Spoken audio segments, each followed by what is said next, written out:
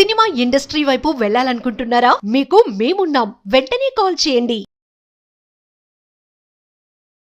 నమస్తే, welcome to Suman TV. నేను విష్ణు. ప్రస్తుతం పాటు certified financial planner Ram Prasad గారు ఉన్నారు. వారితో మాట్లాడదాం. సార్ నమస్తే. సార్ రామ్ ప్రసాద్ గారు. నమస్తే విష్ణు గారు. రామ్ ప్రసాద్ గారు, ఒక విషయం సూటిగా స్పష్టంగా చెప్పండి.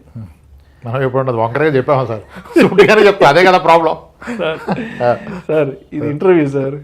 ఇంటర్వ్యూ అయితే ఏముంది సార్, కొంచెం సీరియస్గా మాట్లాడుకుందాం సార్. ఏదో రచ్చమండ దగ్గర ముచ్చట్లాగా ఉంది, మన ఇద్దరు మాట్లాడుకుంటే మరి ఆడియన్స్ కూడా అట్టే ఫీల్ అవుతారేమో. వీళ్ళు ఇది ఇంటర్వ్యూ అనుకుంటున్నారు, లేదంటే ఊర్లో రచ్చబండ దగ్గర ముచ్చట పెట్టుకున్నాం అనుకుంటారు. సర్లేండి, అయితే చాలా లెట్స్ బి వెరీ ప్రొఫెషనల్. సీరియస్గా రైట్. సార్ రాంప్రసాద్ గారు, ఇప్పుడున్న పరిస్థితుల్లో ఒక వ్యక్తి రిటైర్ అయ్యే నాటికి ఎన్ని కోట్ల రూపాయలు కూడబెట్టగలిగితే ప్రశాంతంగా ఉండొచ్చు అని చెప్పొచ్చు అంటారు? ఎన్ని కోట్ల రూపాయలు కూడబెట్టగలిగితే ఫైనాన్షియల్ ఫ్రీడమ్ని పొందినట్టు భావించవచ్చు? ఈ ఫ్రీడమ్ని, ప్రశాంతతని, రిటైర్మెంట్ని కొలవాల్సింది కోట్లల్లో కాదు, టైంలో కొలవాలి. అంటే కోట్లుంటే సంతోషంగా ఉండొచ్చు కదా? కోట్లుంటే సంతోషంగా ఉంటారని కాదు. కోట్లుంటే అన్నీ జరిగిపోతాయి, అన్నీ అలా దగ్గరకు వస్తాయి. జరుగుతాయి, జరగవని అనట్లేదు. కానీ ఎన్ని కోట్లతో రిటైర్మెంట్ అనే దానికన్నా ఎన్ని ఇయర్స్కి సరిపడా డబ్బు ఉంటే నీ రిటైర్మెంట్ అనేది ఇంపార్టెంట్. ఓకే. 25 ఏళ్ళకి రిటైర్ అయితే ఇంకా 75 ఏళ్ళు బ్రతకాల? లైఫ్ అంటే 100 ఏళ్ళు అంటావా? లైఫ్ అంటే 100 ఏళ్ళే గోయింగ్ ఫార్వర్డ్. లైఫ్ ఎక్స్పెక్టెన్సీ విపరీతంగా పెరుగుతుంది. జనాల నంబర్ అంతే. మెడికల్ అడ్వాన్స్మెంట్ ఉంది కదా? మెడికల్ అడ్వాన్స్మెంట్ ఉంది. అసలు గూగుల్లో లైఫ్ ఎక్స్పెక్టెన్సీ కొడితే వీళ్ళు గెట్టును లేదంటారు అందరూ. అదే different story. Retirement and financial freedom అంటే ఎన్ని కోట్లు అని కాదు, ఇప్పటిదాకా కూడబెట్టిన డబ్బుతో ఎన్ని ఇయర్స్ బ్రతకగలుగుతాం. ఇప్పుడు 40 ఏళ్ళ వ్యక్తి రిటైర్ అయితే అట్లీస్ట్ ఇక్కడ నుంచి 40-50 ఏళ్ళు బ్రతికేంత డబ్బు ఉంటే ఇన్ రిటైర్డ్. ఓకే. దానికి సరిపడా ఉందా లేదా, ఎన్ని కోట్లు ఉందని అలా. ఇప్పుడు నార్మల్ లైఫ్ స్టైల్ ఉన్న వ్యక్తికి ఒక సింపుల్ కారు ఉంది, 15 ఏళ్ళగా వ్యాగనర్ కారు వాడుతున్నాడు. డిసైడ్ అయిపోయాడు ఇంకో 15 ఏళ్ళు వాడదాం. వ్యాగనర్ వాడతారు కదా 30 ఏళ్ళు. ఇంకో నెలకి 80% 30 ఏళ్ళకి నుంచి ఖర్చు అవ్వదు.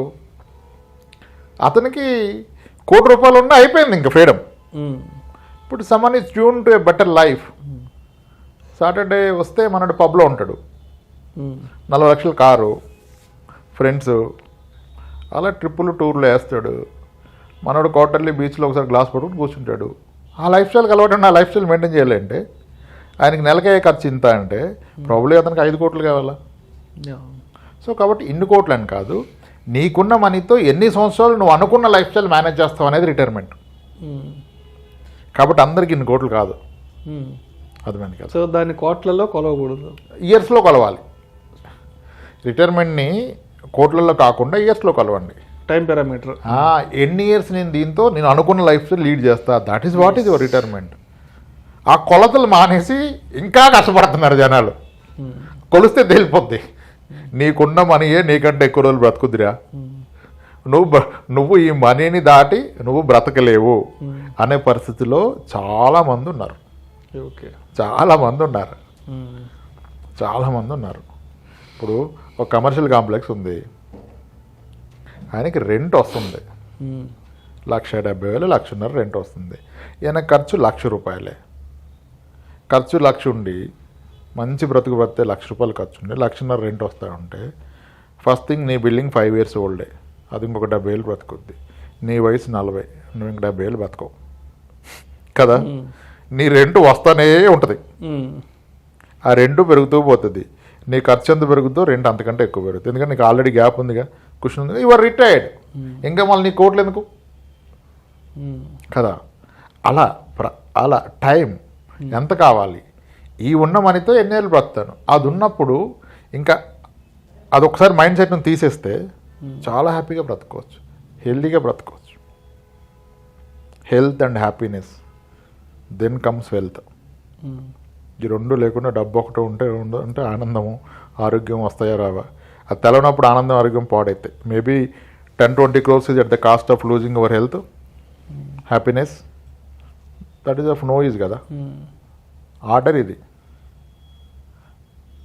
ఆరోగ్యాన్ని ఆనందాన్ని ఉంచుకుంటూ ఈ ఎంత ఉంటే మనం ఇంకా రాబోయే ఏళ్ళు బతికేస్తాము, అది రిటైర్మెంట్. కానీ ఫైనాన్షియల్ ఫ్రీడమ్ కానీ, కోట్లలో ఫ్రీడమ్ తప్పు, 10 కోట్లు 5 కోట్లు తప్పు. చాలామందికి మండల్ హెడ్ క్వార్టర్లో ఉండి నెలకి 30,000 లైఫ్ స్టైల్ ఉన్న వాళ్ళకి ₹1,00,00,000 అద్భుతమైన మనీ రిటైర్మెంట్కి. 1 crore ఇది అద్భుతమైన మనీ, అవును. అద్భుతమైన మనీ. మనం అనుకుంటాం కదా ఎప్పుడు సిస్టమాటిక్ విత్డ్రావల్ ఎస్డబ్ల్యూపీ. ఇప్పుడు 1 crore ఉన్న వ్యక్తి నెలకి 50,000 పెట్టుకోవచ్చా, which is yearly 6%, monthly 0.5%. Mutual fund 12 ఇస్తుంది, నువ్వు 6 తీసుకుంటే నీ క్యాపిటల్ తగ్గదు కదా, తగ్గకపోగా డబుల్ అయింది కనీసం 7 ఏళ్ళకి 8 ఏళ్ళకు. సరే 10 ఏళ్ళకి డబుల్ అవుద్ది అనుకోండి, 12-13% ఇస్తే ఇంకేముంది. నీ అవసరం 30, నువ్వు 50 తీసుకున్నావు, అప్పుడు 1 కోటి చాలు. ఇది చేయట్లేదు చాలామంది. ఆ పని చేయట్లా. ఇంకా వీడియోలు చూస్తే 5 కోట్లు అంటారు. నీకు ₹1,00,00,000 తినే టైం లేదు నీ దగ్గర, నీకున్న టైం 40 ఏళ్ళే. ₹1,00,00,000 తెలియవు నీకు, ఎందుకు 5 కోట్లు 10 కోట్లు. ఇలానే మెజర్ చేయాలి సార్. డబ్బుతో మెజర్ చేస్తే కష్టం. రిటైర్మెంట్ని, హ్యాపీనెస్ని, ఫ్రీడమ్ని టైంతో మెజర్ చేయాలి. నీ టైం నీ దగ్గర ఉంటే దట్ ఈజ్ ఫ్రీడమ్. మనీ ఒక్కటే ఉండే టైం లేకపోతే అది ఫ్రీడమ్ కాదు. ఎస్, ఈ ఒక్క కాన్సెప్ట్ పట్టుకుంటే హ్యాపీగా ఉంటుంది లైఫ్.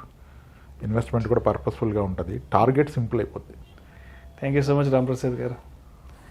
రిటైర్మెంట్ నాటికి ఎంత పోగు చేసుకోవాలి, ఆ పోగు చేసుకున్నది మనకి ఇంకా ఎంత టైం వరకు ఉపయోగపడుతుంది అనే దాని గురించి చాలా చక్కగా చెప్పారు. ఎందుకంటే ఈ మధ్య ఫైర్ తగలడిపోతారా, ఫైర్ 40కి ఫైర్, 30కి ఫైర్. ఆ తర్వాత ఇంట్లో ఉంటే ఏమవుతామో తెలియట్లేదు. ఇంట్లో ఉంటే నిజంగా ఫైర్ అవుతాం. ఇంట్లో ఉండకూడదు సార్, ఏ బీచ్లోనో గ్లాస్ పట్టుకుని కూర్చోవాలి మీరు. ఇంకా ఇంట్లో ఉంటే అంటారు, ఇంట్లో కూర్చొని నిజంగా ఫైర్ అయిపోతాం.